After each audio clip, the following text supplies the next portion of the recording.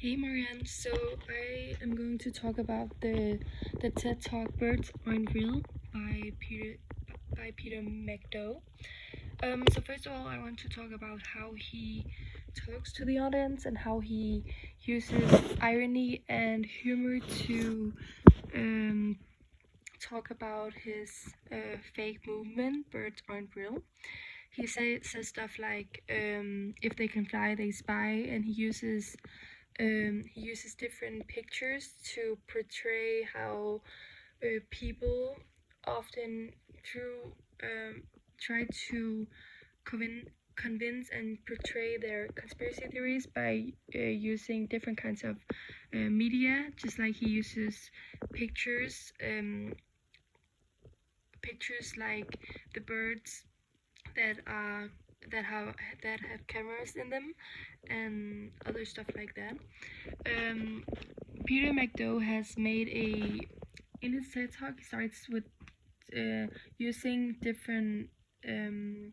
things like logos, where he makes up different facts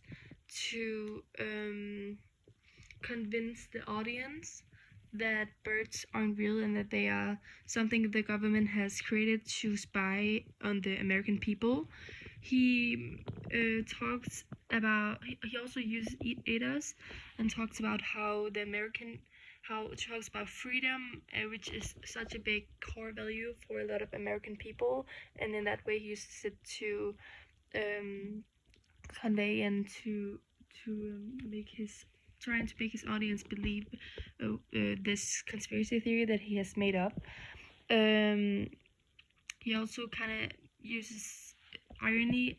by saying that he is pro-bird civilization, and you can kind of relate that to how there's a lot of opinions and talk about pro-life and pro-choice and all these pro stuff in America. Also, another way he makes he talks to the audience and uses this kind of irony and humor is when he says on minute 2 on the 32nd, I'm one of the few privileged enough to know this and to share with you blind sheep. So he's kind of like trying to say that he knows better, and in that way he's trying to convince the audience of that the birds aren't real and that the birds are spies the government has sent to take away the American people's freedom. Other than that, other than the way he speaks to the audience, his intentions by creating this fake story and this fake movement is to show just how easy it is to convince a group of people about a specific theory you have, and he makes fun of how gullible some people can be just by you telling them some facts using logos, telling them something that's logic, playing on their emotions, saying that taking away our American freedom is such an important part of what it's like being an American. And by doing that, he has the intention to just to say this is how easy it is to persuade the audience and just persuade people. He tells us about how he's done that for 4 years. He's gone out and created more, told people about his movement, and some people have even started to believe him. Other than that,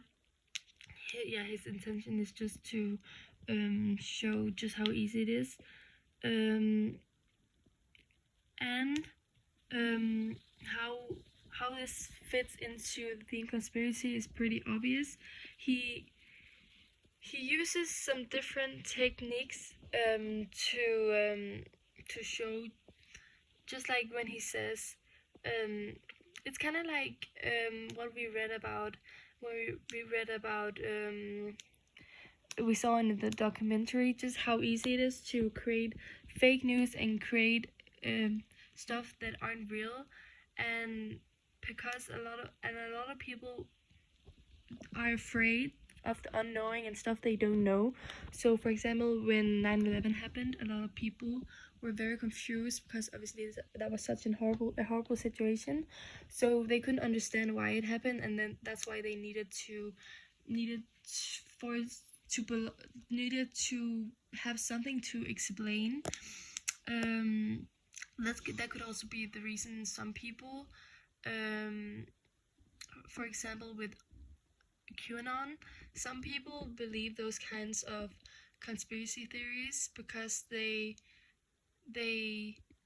have a specific opinion, which he also is talking about, and they have a specific opinion, and then they look for people who have the same kind of opinion. And Peter also talks about how when he grew up, he always, like, the place he lived, there was so many conspiracy theories, and there's so many people who thought all kinds of stuff, like that there was in the vaccines that there were microchips and they were spying on you, and like you couldn't trust the government, and it all comes down to people wanting to be a part of something, which is also something Peter talks about, and just like he talks about how privileged he is to know this, because you guys are now blind and I am open to the truth, which we see in a lot of conspiracy theories, just like people with QAnon, and they know something that you don't, with the Pizzagate, and with a story about them hiding people, the government hiding people, and sometimes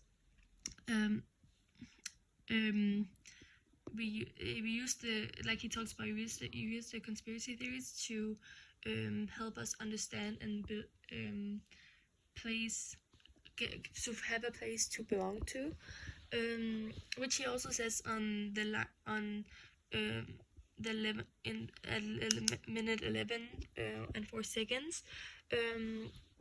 It's like you need a sense of it's a sense of identity, belonging, a basic human desire to feel like you belong to somewhere, and also just to understand. He also talks about at 10 at 57 seconds, if you feel like you look down upon or called dumb,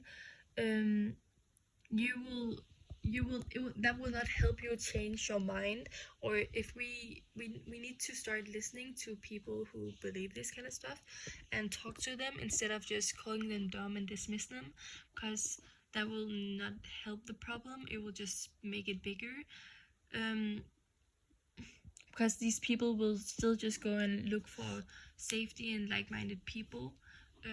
Like he also says, it won't help them, convince them otherwise. So that's definitely like all at the end, like what he wants to show is just how easy it is to fake a whole movement to get people to believe that you believe this, to prey on less educated people who unfortunately don't have don't have the means to get educated enough, and also just maybe don't have a place to belong, which is a lot of the times why people end up being a part of these conspiracy theories, or because they need something to back up their beliefs. Just like when people believe all those things that QAnon says, it doesn't even matter often what if it's true or not, but it's more because it's backing up their beliefs, and it's a human desire to belong and help them develop their identity and understand what is going on, and why is things the way they are.